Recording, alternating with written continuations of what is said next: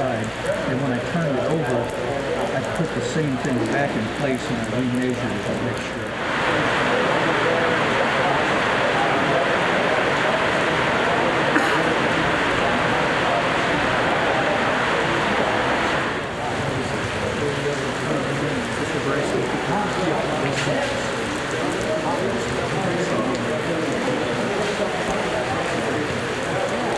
Looks like you glassed this first and then that? Yeah, I finished up this portion of it. And see, there's that extra rib that I put in there. And I glued that to the butt end of the outer spar and gave it about a 2-inch gap, whatever those fittings is across there. And I used that with foam, and then I tapered the bottom side and I glassed right out over the edge. And then on the bottom side of that, I cut the foam back, put a bunch of flocks there right at the tip, and laid a piece of glass on the bottom side and down onto that rib. So I've got a nice solid edge there, and the glass doesn't come just to the edge and stop. It actually goes out beyond that, and those two come together with a gap. It's like a break.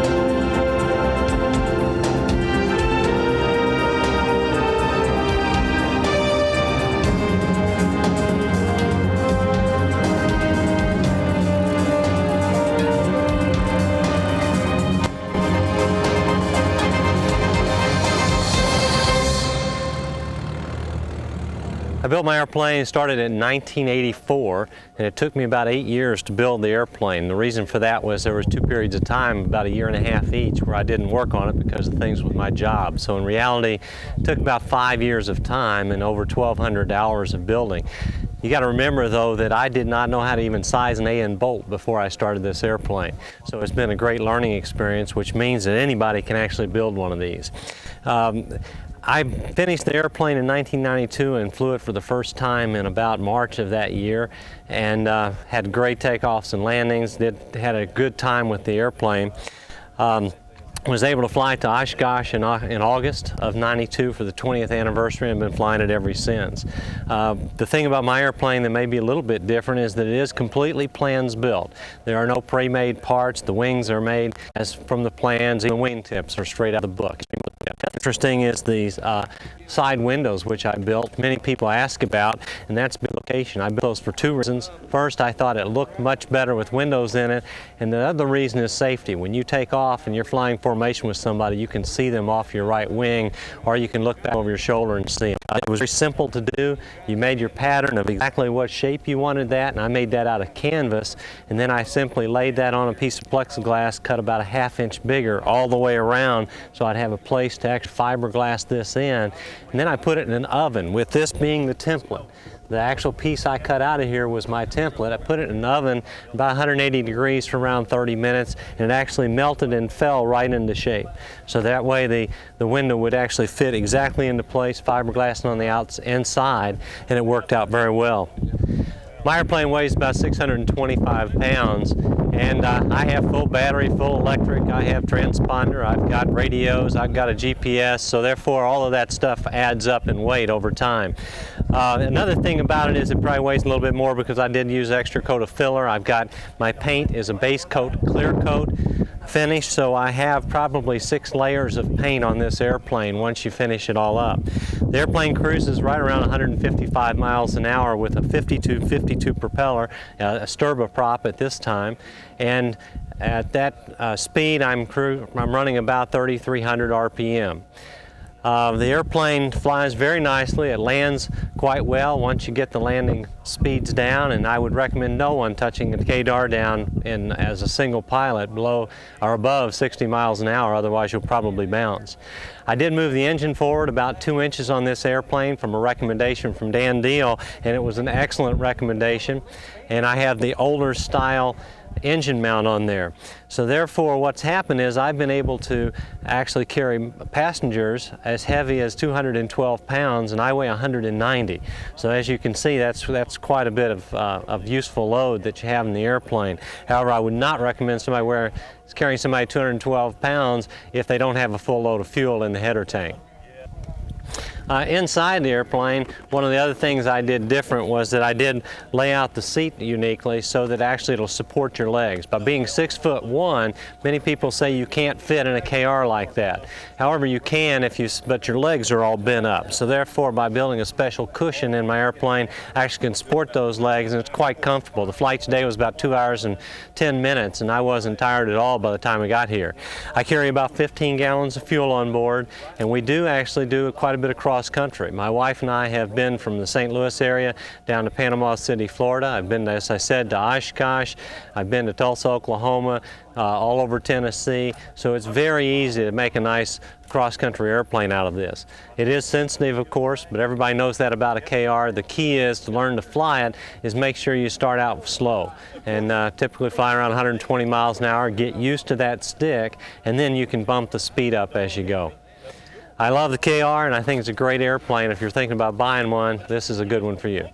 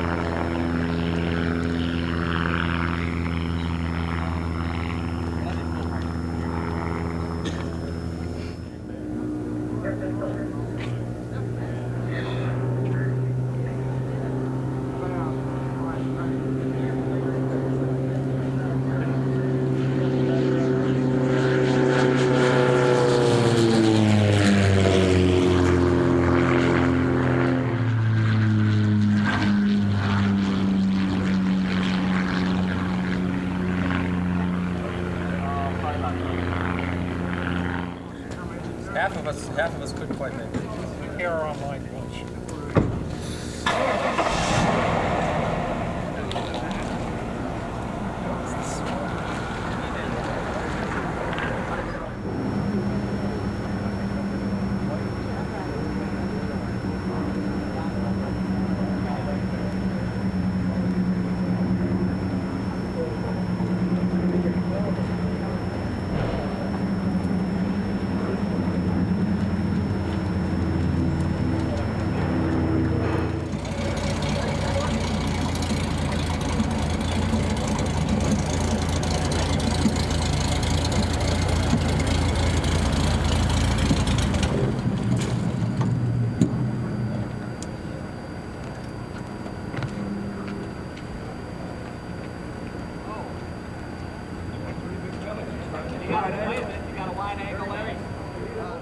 The airplane is totally plans built from spinner to tail wheel. There's nothing that's pre-molded other than the Dragonfly canopy. The spinner is fiberglass, made the spinner. Prop is hard rock maple. I made the prop, finished it last week. Landing gear is made out of motorcycle front forks that are fully retractable into the wing, nothing exposed. Got doors that come in, close them. Engine is a 1835 cc that I built up myself. And to date, I've had no problems with it other than just minor adjustments. And airplane cruises 150 miles an hour. The prop that I built will give me 3,100 RPM on takeoff. My cruise is 3,150 to 3,200, the closest thing to constant speed that I've had on it. Tickled to death with it. I bought the wood in Greenville, Texas in January of 1985. I rolled the airplane out in October of 1988. Took me 2 years and 9 months. And I've had nothing but pleasure since.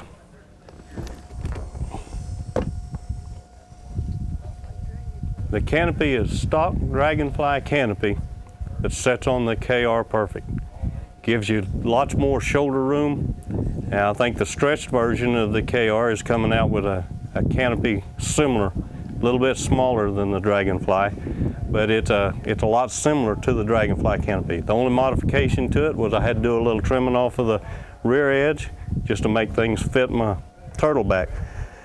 It's hinged off of the front where when the canopy folds down, it automatically seals the front and locks the front of the canopy down. I hold the canopy down with 2 internal latches. Canopy is held up with gas springs off of a pickup camper shell rear door. And you can buy these springs in different thicknesses, and you almost have to try different ones to see which one will work in your application. But the canopy is a very tight fitting canopy, a very streamlined canopy. Gives excellent visibility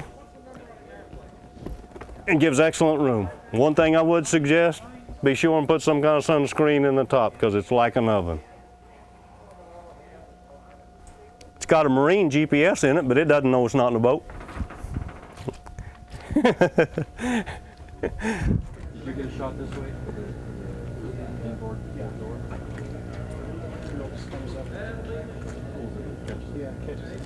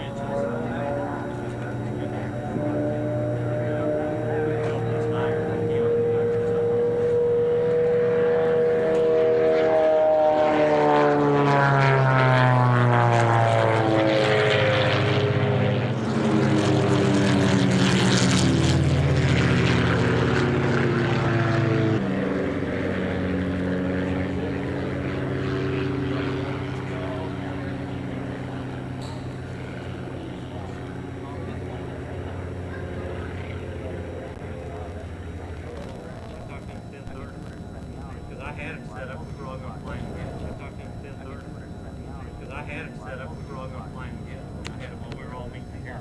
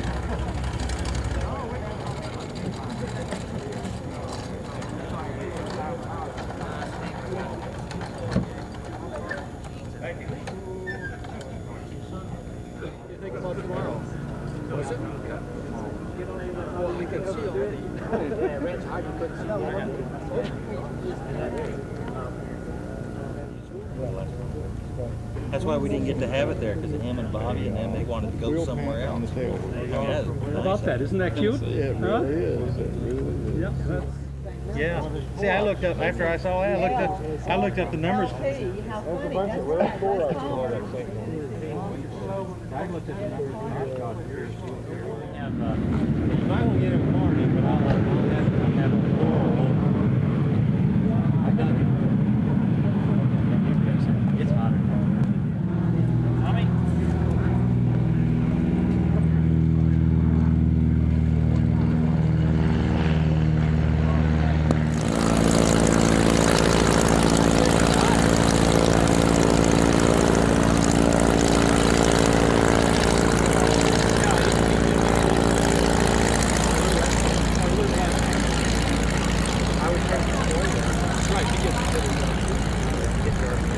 Yeah, I've got a different gear.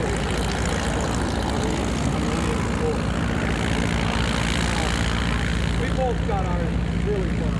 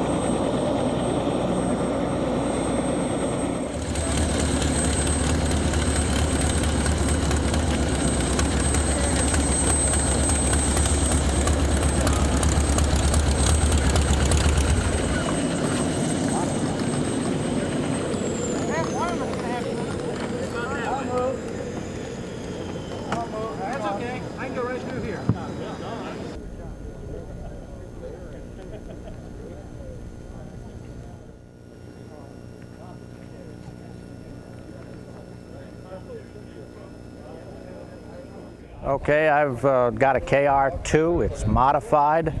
I'll start at the front. I'm running an EA81 100 horse Subaru with a reduction drive, 1.69. I'm turning a 66-inch pitch prop, and cruise out 135-40 knots.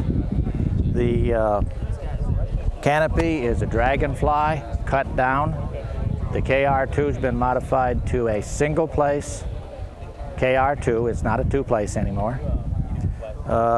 It's fully upholstered, fully insulated, and soundproofed. It only has one set of rudder pedals. It's got air conditioning. I'm using Dan Deal's wings, outer wing panels. Everything else is my molded parts. The tail section is extended 2 feet. The firewall forward is about 10 inches longer.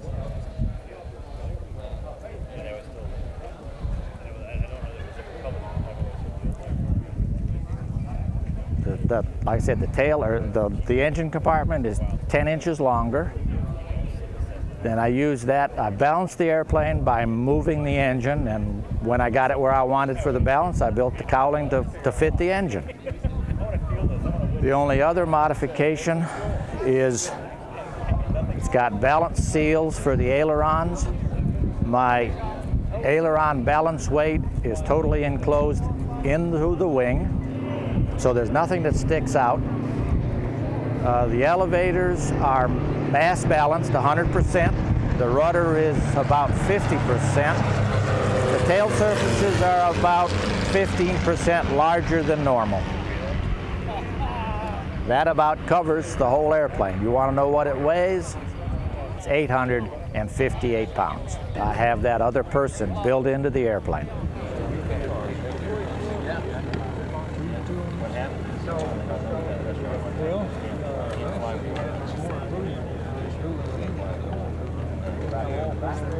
It's just a very touch airplane. I think it's about 100 miles an hour.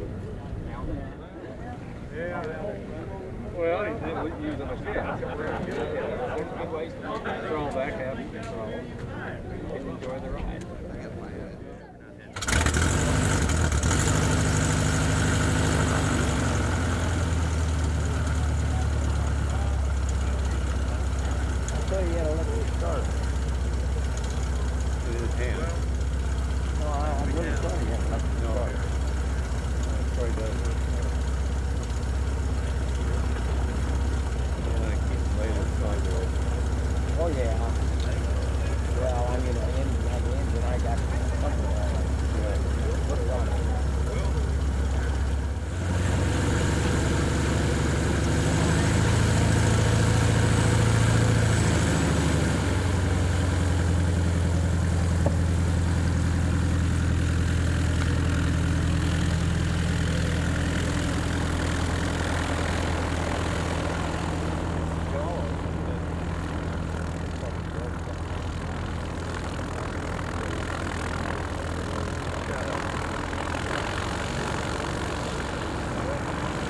I have a KR2 that I finished in 1994, July of 94. It's pretty much plans built. I built it all from scratch as the plans call for. The only thing I bought pre-made was the cowling, which is a RevMaster cowling. I have an old RevMaster engine that I've rebuilt and really can't call it a RevMaster anymore, but it's a 2100cc with a 4-to-1 header pipe. Have an Ed Sturba 52-53 prop. The airplane weighs 520 pounds empty. My typical cruise speed solo is between 170 and 180 miles per hour. And that's running it pretty hard, around 3,300 RPMs at about 7,500 feet. With two people, it'll cruise about 155, 160 miles per hour. I've got 300 hours on it now. Really haven't had any problems with the airframe whatsoever. I've made a few modifications. I think I've added the wheel pants since I first finished it. I did balance my elevator and rudder for the higher speeds that I'm running. The canopy configuration I built for my size, I'm 6'2". I couldn't fit under a stock bubble canopy, so I had to cut up a bubble and make my own arrangement there to fit under it. All my controls are as the plans call for. I don't have any push rods or anything like that. It's all cable actuated. The landing gear I made myself. I welded up brackets that bolt to the main spar, and I used a Sonnerai spring with the middle section cut out.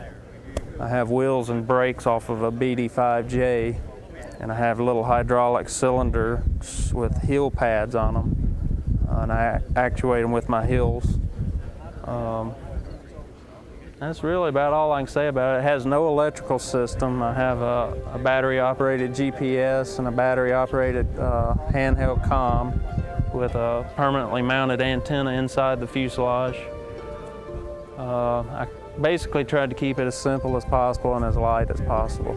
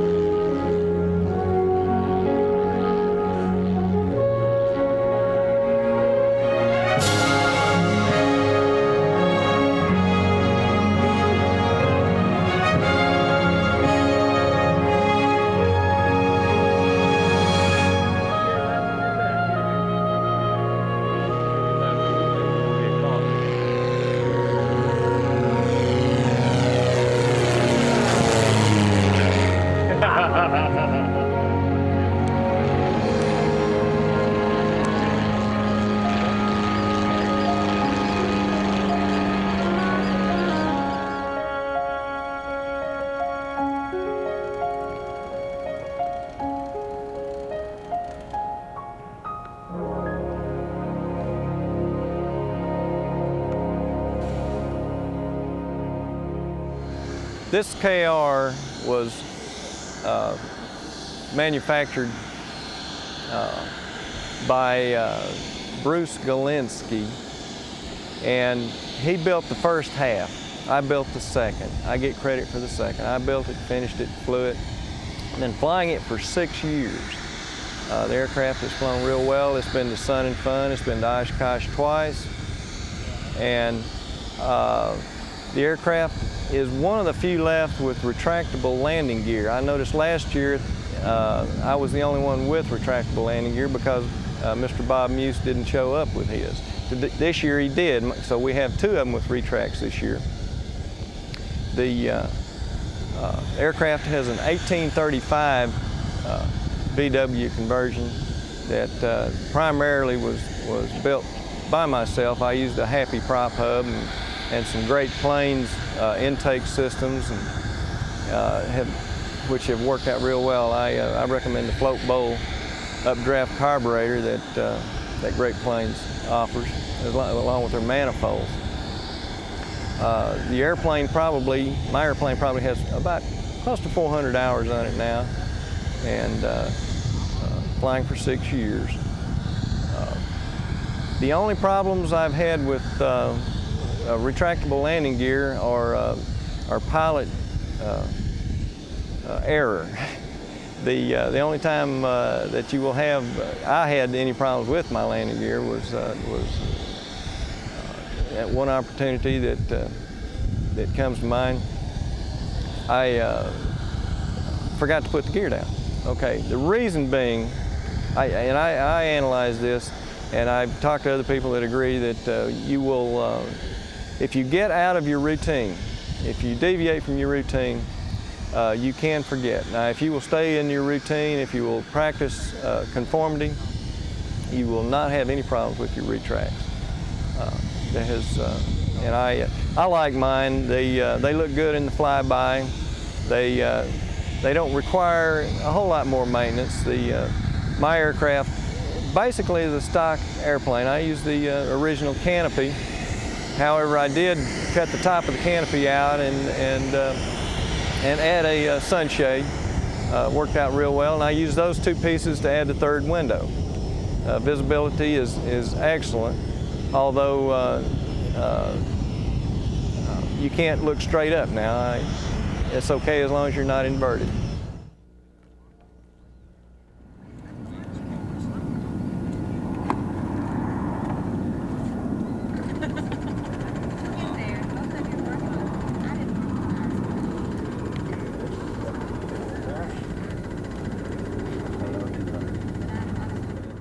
Clear prop.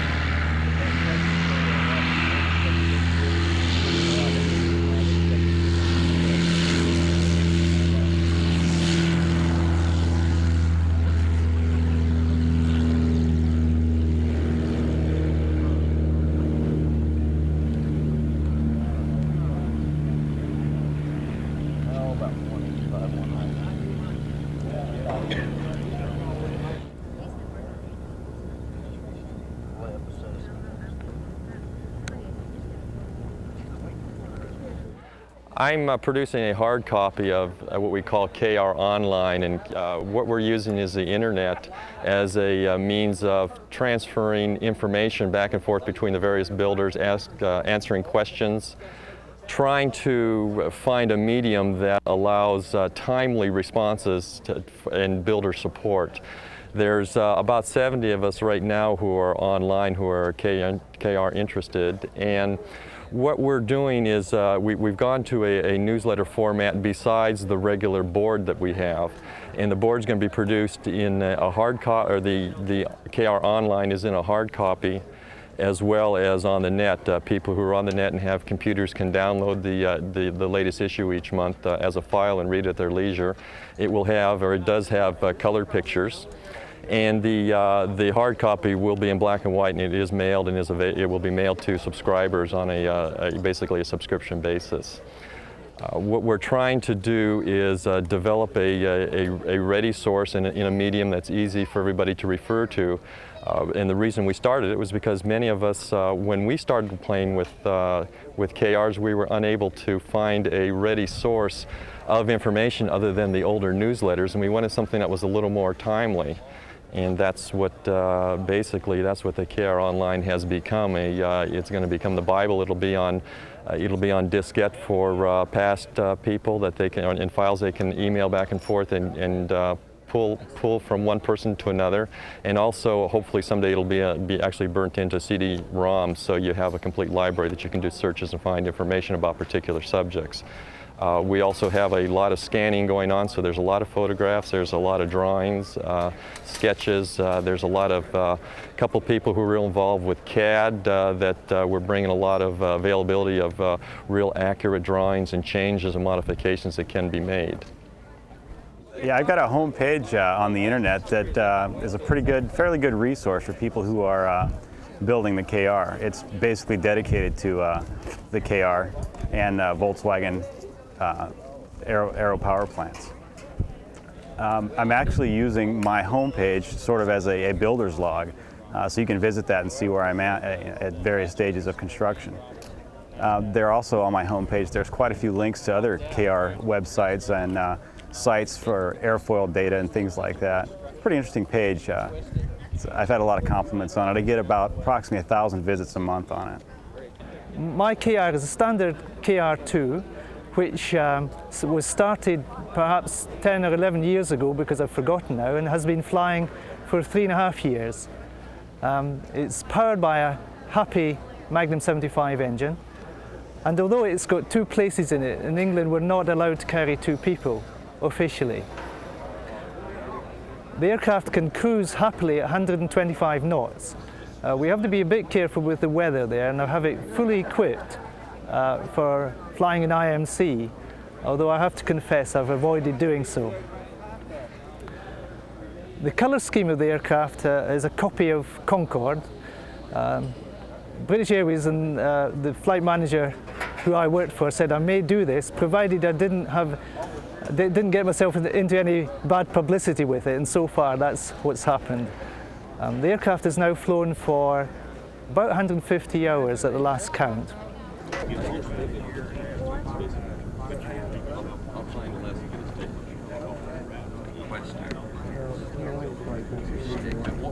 It's a plane, I got something like that. This plane was wrecked. It was in the Q2. The FAA made it completely apart engine. So this kind of been up here, but I didn't see that. It's got a little wheel on the dash. You see that little thing? Oh, Hey, did John come? John's got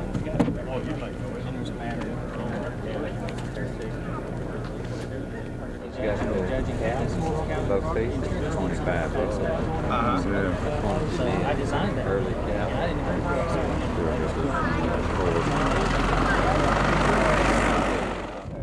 This is a standard experimental KR2 792 Bravo Charlie. It has a Volkswagen 2180 engine on it with a dual ignition Bendix magneto. The engine develops 65 horsepower at 3,100 RPM. That lets the airplane cruise at 165 miles an hour. It burns between 4 and 5 gallons an hour depending on your atmosphere and barometric pressure for the day. This engine's equipped with a heater system that I built that supplies heat for both the pilot and the co-pilot. Over here on this side, it's got a little muffler that goes around the exhaust. That takes heat in from the intake right here, goes around the exhaust pipe and into the cabin area. There's a little valve that's controllable in here where you can shut the heat off or turn it on or adjust it to what you'd like for it to be. It runs a dual ignition Bendix magneto. It's got 2 spark plugs that are drilled into the bottom of the cylinder head that were added extra. It's got we got KRs going by here that kind of take the noise. It's got a valve train that you have to go through to put those plugs in, and so that's why you can't see them whenever you shoot a shot from underneath. It runs a POSA carburetor with an Ed Sturber prop that's a 5454. Most of your 2180s develop around 65 horsepower and run props in the range of 52 to 56 to 54 to 54. That's pretty standard for them. This one is got flaps built into it. One of the things that a flap does on an airplane, whenever you deploy the flap, it will put the nose down. If you pull the nose back up, you add more drag. It slows the airplane down, makes landing configuration a lot easier, a lot slower. The paint on this airplane is Sherwin-Williams automotive paint. It's called Ultra Base number 7. I put a color on this airplane basically because I like other colors than just white. As long as you put a good UV protector under it for a base, you can go ahead and put a primer coat on it the way that you'd like. This one, in order to get the luster we needed on it, the whole airplane was painted with an automotive white, and then the color was put on and then a coat of clear on over that. Sometimes you have to experiment with paints. My first coat of paint on it, I put it over a gray base and it didn't have the luster it needed, so the airplane got repainted white. This airplane sets on a tricycle landing gear. The tricycle landing gear makes the KR a lot quieter to taxi, a lot nicer for ground handling. You have better visibility.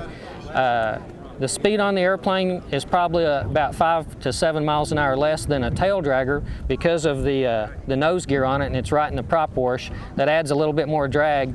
But if you can decide that speed is not the most important thing with the plane and you'd kind of like good ground handling and visibility, you'll love the tricycle gear. It's got Matco brakes on the wheels. It steers by the brakes on the pedals. The nose gear casters from one direction to the other one, and it's not a steerable nose gear, it's just a following nose gear.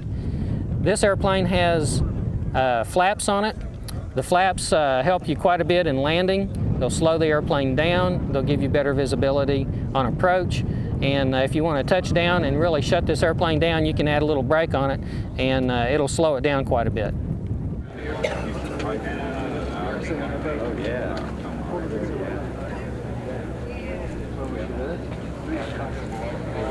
I'm sorry. This is the front main spar, this is the center. Two outboard spars.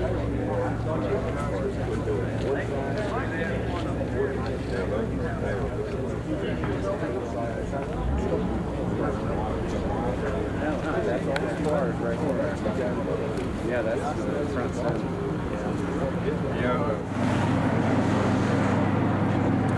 Good culling, your own.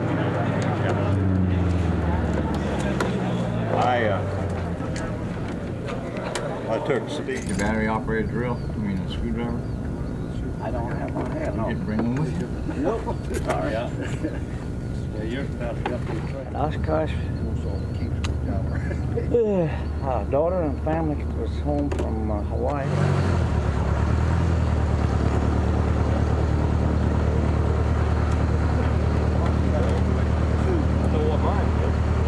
Because that's already on the airplane, isn't it? Now you're figuring the balance out. So what you want to do, you weigh 2 plus 200. You will move the CG 4 inches.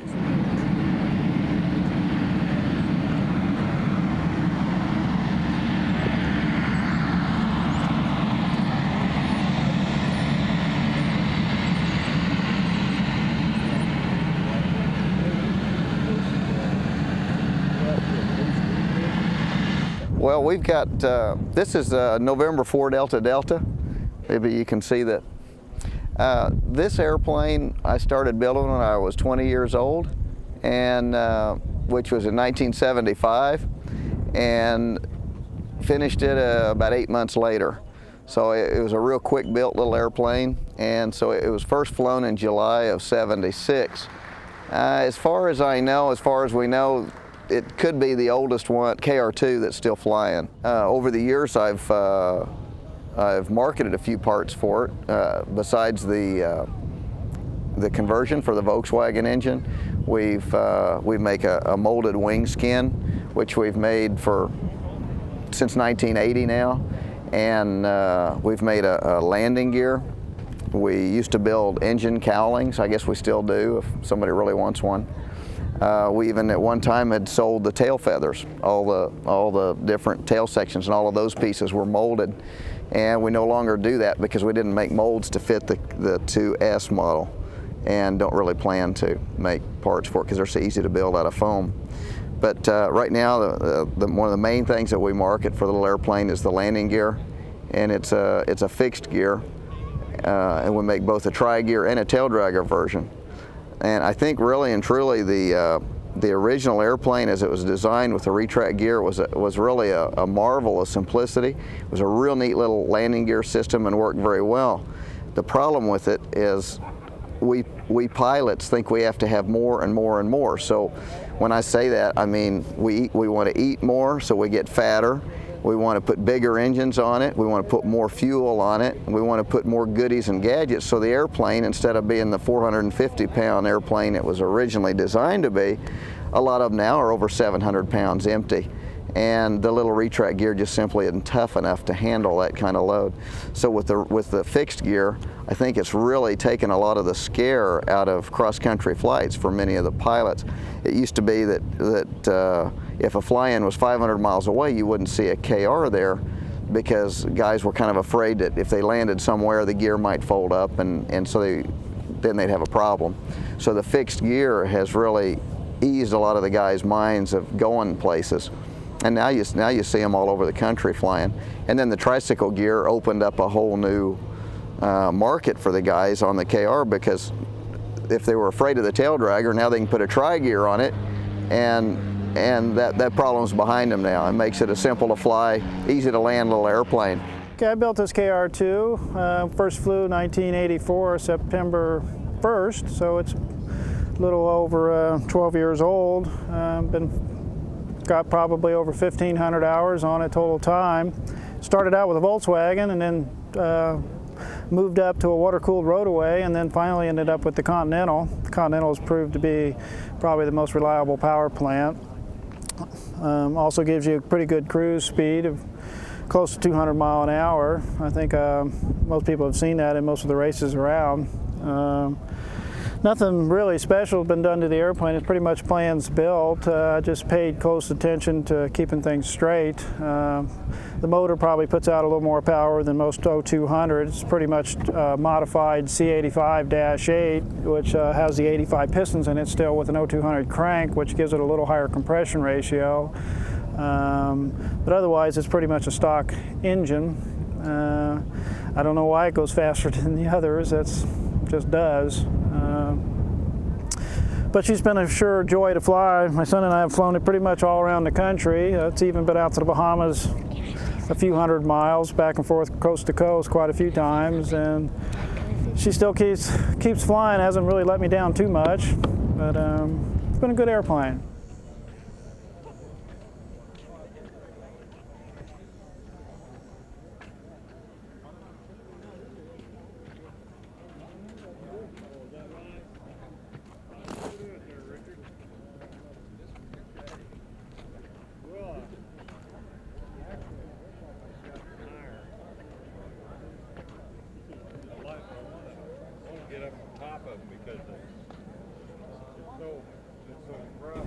My KR is 122 Bravo. I started building it 11 years before I finished it, with only about 3.5 years of actually concentrated work on it. I flew it 4 years ago and went to the first KR gathering. Probably flew off my hours on the way there, but it took a lot of time of taxiing. When I finally got to the airport to taxi, it took me 2 months to get enough nerve to take it off the ground, but it's been a pleasure to fly ever since. But the KR is virtually a standard stock KR as far as the plan goes. The fiberglass work is to my own creation, but all the woodwork is stock size, stock length, and everything as far as the KR2 is concerned. It's a tri-gear. as you can see. It has Dan Deal's outer wing skins and Dan Deal's main gear, but the rest of it is all handcrafted and free-handed, if you want to call it that way. The canopy is a gull wing, single door. Opens like that with a cylinder that keeps it open. It keeps it closed as well as open. When it goes past center, it keeps it closed in case of wind gust and whatever. I have an Ed Serber wooden prop on the front. It's a 5250 prop. It probably at this point is a little less prop than I need because I can get a little more speed because I've got the horsepower to do it. I'm still running about 158 miles an hour in a full out flight, and that's what I fly all the time. There is no cruise as far as I'm concerned on this airplane. I fly full power all the time. It's very seldom that I ever pull back power except to land. The cowling is all just freehand, made out of blocks of foam, sanded the shape that I wanted, and then sandwiched on the inside. Just take all but just the last quarter-inch of foam on the inside and sandwiched, put glass on the inside as well. It just barely covers whatever engine I have in there. It does quite well. I have a scoop in the front that's a little bit flared, so it comes down to a smaller opening and to oppose the carburetor. It acts somewhat like a ram air. It seems to do quite well. I've been running this engine now for over 200 hours, and the Posa carburetor has given me no problems virtually after I had it adjusted. I'll pull the top of the cowling off if you like.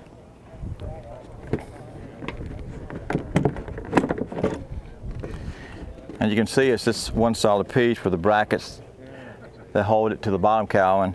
Screws go through the top to hold it to the brackets to the firewall.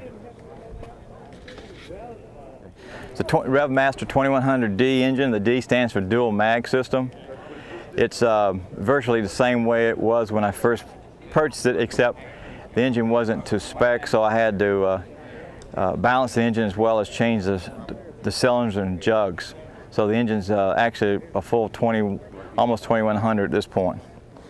The oil cooler's on the firewall with ram air coming to it for cooling. Since I've gone to this system, I haven't had any problems with that cooling.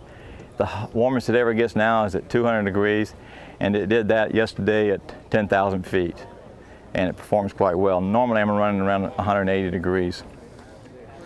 The nose gear, I said it was a Deal gear, and it mounts to the firewall on the base point and two arms that come up to connect to the back portion of the motor mount. I've changed from a regular RevMaster starter. There's an adapter plate you can put in there, and I've got a Subaru gear starter right now that if this engine doesn't start, it'll blow air in your face. It turns the prop so fast. So it's never had a problem starting. I never had a problem with the battery staying up with it because I don't sit there and have to crank it so long because it cranks right away. And it does quite well. That's basically it on the engine. It's like I already said, it's a Posa carburetor, which is virtually, once you adjust it, is maintenance free. So I don't know, go back here. On the back here, I have a luggage rack behind the seat. It's actually just almost a basket of just using canvas as a basket, using PVC pipe as a frame, and it sits there on top of the longerons and the cross members. It holds quite a bit. It holds everything I need to travel with. I have fiberglass seat bottoms in there, made out of pieces of wood ribs with foam in between and shaped to my bottom so it fits quite comfortably. And I have that new space age foam that actually foams around me as I sit in it. The longer I sit, the better it feels. I've never felt uncomfortable in this airplane at all. Basically that's it. The instrument panel, which you need to probably take another shot at, is an all fiberglass panel. The fiberglass was formed over a particle board mold, used 5/8 particle board, and stacked them on top of each other so that I can get the instruments and radios at different heights to make it look more of a form type new current style of instrument panels. But it's just fiberglass, that's all it is, and it's bonded in place, and all the other fiberglass bonds to it, so it makes it all look molded as one piece.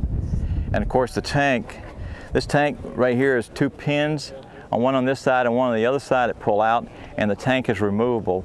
Take those pins out, plus disconnect the fuel lines, and this tank comes out and it gives you full access to all the foot pedals, the controls, the cables, as well as all the instruments, the rear of the instruments, vacuum lines, and electrical wires at the back of the instrument panel. It's probably the single best thing that's ever been done to this airplane for maintenance and servicing. But it's all one piece. The tank, the top, everything is one piece. It's not just a cover for the tank, but it is the tank right here. This tank holds 18.5 gallons, and it's made out of just fiberglass. It's not a sandwich shape, it's just a fiberglass. What I did, I made the top piece, shaped it how I wanted, put a big block of foam to shape and mold the glass, or mold the foam how I wanted so it fit around my feet, around the instruments, around the radios. After I got the shape I wanted, I glassed all that, took it apart, got rid of all the foam, make sure it was all tight and sealed, glassed it again on the inside, and it's never leaked at all, and holds 18.5 gallons. The rest of the airplane is just the shape of it is the only thing that's unique, and I just want to have a little bit of a Lance Air type of shape, whereas a concave shape going back is just a personal preference. It's the only reason it's shaped that way. There's nothing structural about the rear deck anyway, so you can do anything you'd like to. The tail feathers and all that is strictly stock, except the fact that on the top of the vertical stabilizer, I just made it level, so when it sits in this attitude, it looks flat, rather than if you look at the other ones, it would be non-flat. But it's basically it. I have a tail light there on the back, and I have wingtip lights on either wingtip.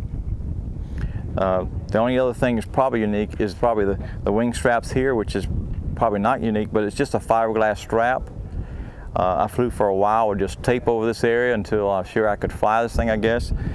And this is just 2 layers of fiberglass wrapped all the way around here, putting clear packing tape across here so that it gave me a form to form on, and I just put glass all the way around here, top to bottom, and it allowed it to form to the shape of these 2 surfaces, which are different right there at this point.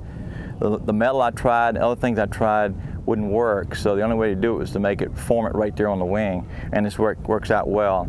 This is only bonded here with a pop rivet at the back from the top and a pop rivet from the back on the bottom on the back as well. The rest of it's got just regular household silicone holding it onto the wing. Works quite well.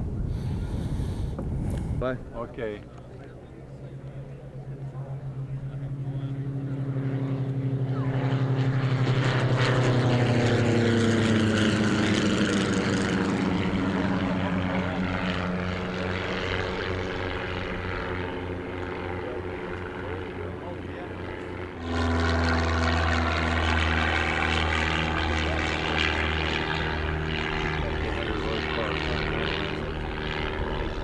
The other guys who fly.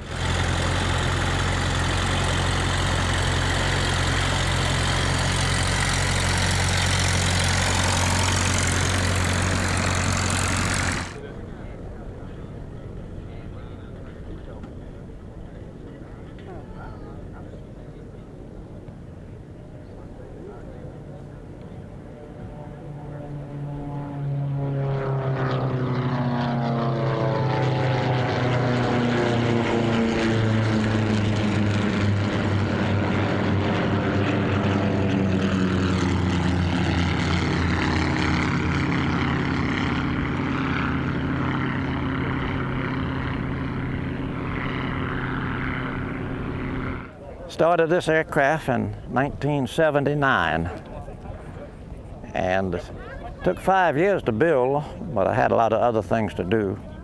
I had determined that when I started it, and by the way, I liked airplanes, and I have since I was a teenager, a lower teenager, I always wanted to build one.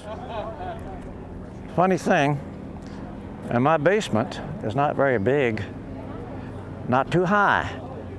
And when I was building it, and if I wanted to turn it over, I couldn't turn it over because of the center wing spars that hit the floor and the ceiling. I had some neighbors that learned I was building an airplane, and all I had to do was say, come and help me. And I had about 4 or 5 of them we'd carry it outside and turn it over and bring it back in, and I'd work on the bottom of it. So it's been a fun airplane to build. I've enjoyed it all the way through. It was something that I always wanted to do. I did it. When I first flew it, I had approximately $4,200 in the aircraft, and it weighed 517 pounds. Since that time, I've added upholstery, I've added a radio, which I built. Of course, you got to build it all. I built the engine also, naturally. And at one time, I had a prop on here that I carved. Yeah, I've got the strobe light too. I put that together. It makes it a lot of fun, and it's an education. You think you know these little things, but when you get down to a nitty-gritty, you got to do a little studying. It's a studying that you will keep with you when you're relaxing, when you're getting ready to go to bed, and it's a wonderful way to go to sleep at night. Thank you.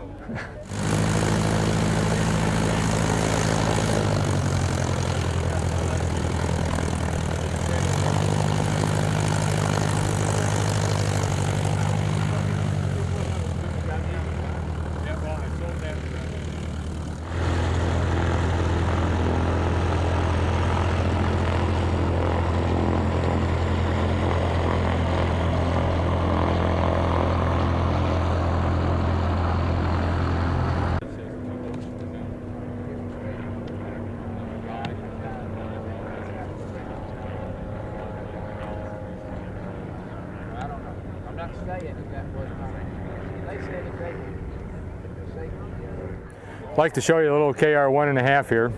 It's the size, it's the width and the length of a KR2, but it's 24 inches wide through the cockpit. It was originally built by Ken Cottle in Columbia, Missouri, and we acquired it in June of this year. Features a VW motor. It's got a 2180cc engine in it. Cruises at approximately 130 miles an hour. Has a belly flap. It's got a full electrical system, including dual ignition. The engine features hydraulic valve lifters, oil cooler, oil filter. Turns about 3,200 RPM in the air. Cruise, it'll do about 3,400 wide out. This is the second KR 1 or 1.5 that I've owned. Back in 1978, I built my first one. Took about 3.5 years to complete. First flew it in 1977. Had that for 10 years, put a little over 1,500 hours on the airplane in 10 years, and then sold it in 1988. Had a Piper Colt for a little bit. And then in June of this year, we just acquired this aircraft, so it's really great to be back flying a fun little sporty aircraft. If you look around here at this KR gathering, you'll notice that there's approximately 13 KRs. 10 of the KRs here have VW power plants in, 2 aircraft engine, and 1 has a Subaru motor. So for people that have questions about the reliability and safety of a VW motor, I'd say that just by the simple attendance here of the aircraft that flew in, speaks very well of it. I myself flew in from Omaha, Nebraska. It's a distance of almost 525 miles. Great Plains Aircraft supplies VW conversions for KRs, Sonorais, Dragonflies, and various other home-built aircraft that utilize VW power plants. We can supply you with either a complete up and running turnkey motor and engine kit if you care to put one together yourself, or individual components for those of you that already have parts and just wish to do the work at your own pace.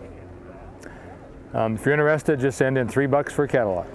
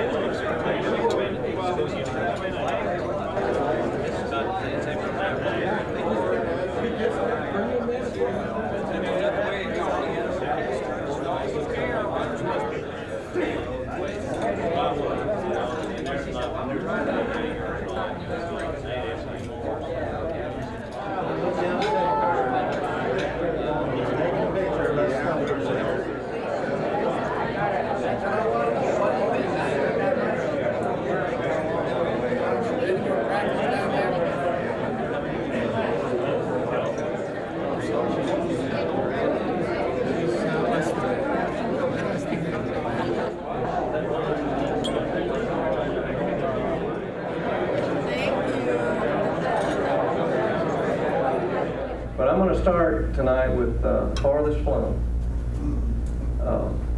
And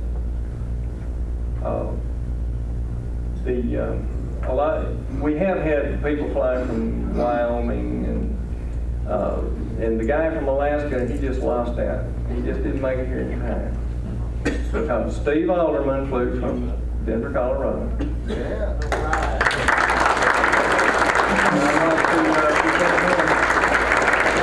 With a token of our appreciation for bringing his beautiful airplane with him.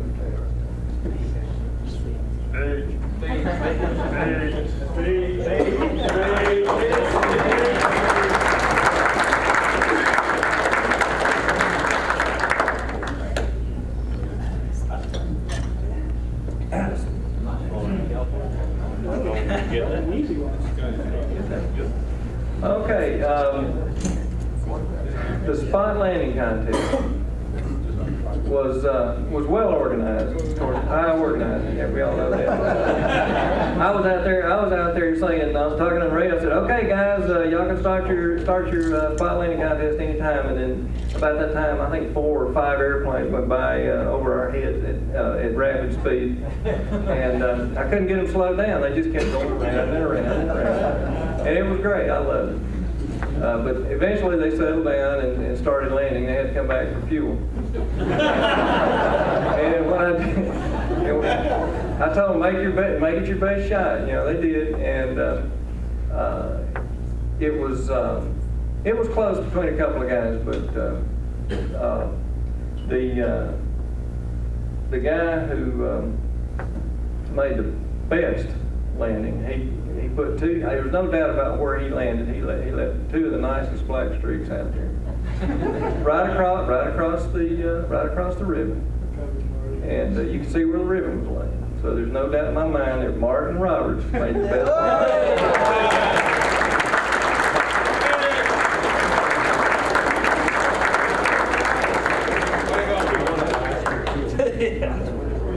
Well, I've got to admit here, I had a pretty heavy old boy with me. The airplane fell out there.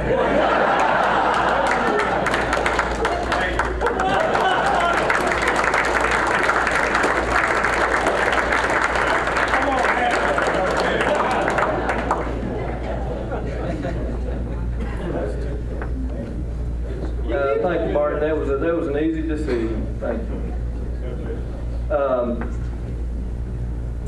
Now for the airplanes, these guys spend a lot of time on airplanes.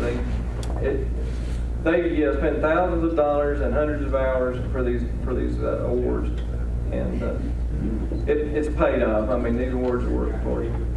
But the best interior here is definitely belongs to Bobby Moose.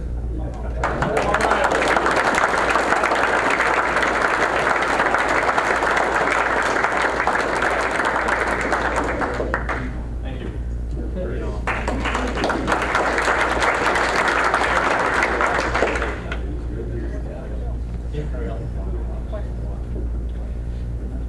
Okay, best engine installation, or the judges. We had 2 excellent judges. I commandeered the 2 guys that were camping down on the end of the ramp down there. David Tilleman from Houston, Texas, rode his Harley-Davidson motorcycle down over here to camp out, and he and Mike DeBuse from Alberta, Canada, I believe. I believe it's Alberta. Yeah. These guys came all the way to Arkansas to camp out and watch these airplanes because they're building.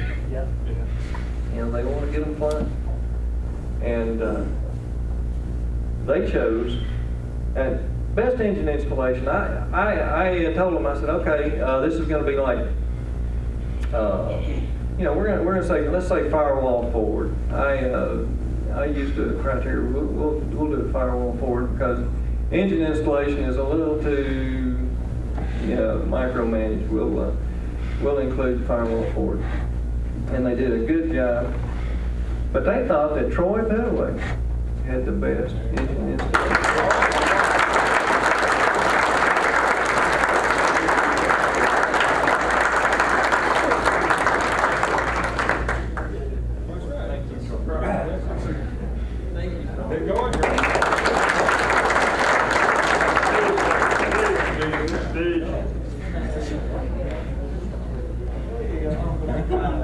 Okay, nobody takes them all tonight. Everyone gets something.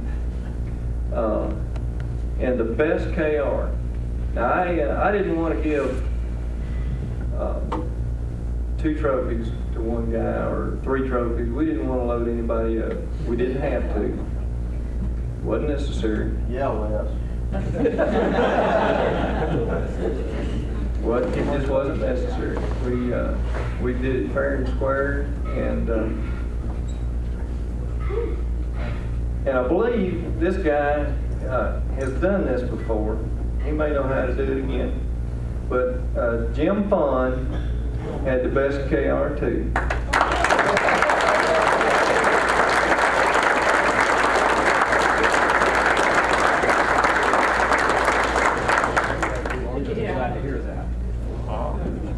Actually, I'm shocked.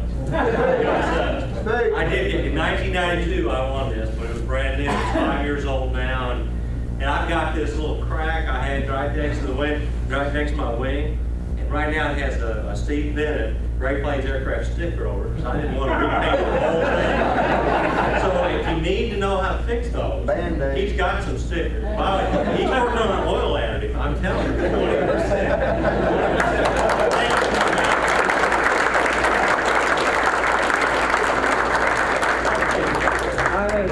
I wish I had learned Jim's trick. I used brown packing tape, and why I didn't use clear? I don't know. I don't know. Brain damage. Our next award is, like I say, is your award. You have picked this KR, and I think you did a good job. I think you did a very good job, and so did Lester Palmer. Thank you.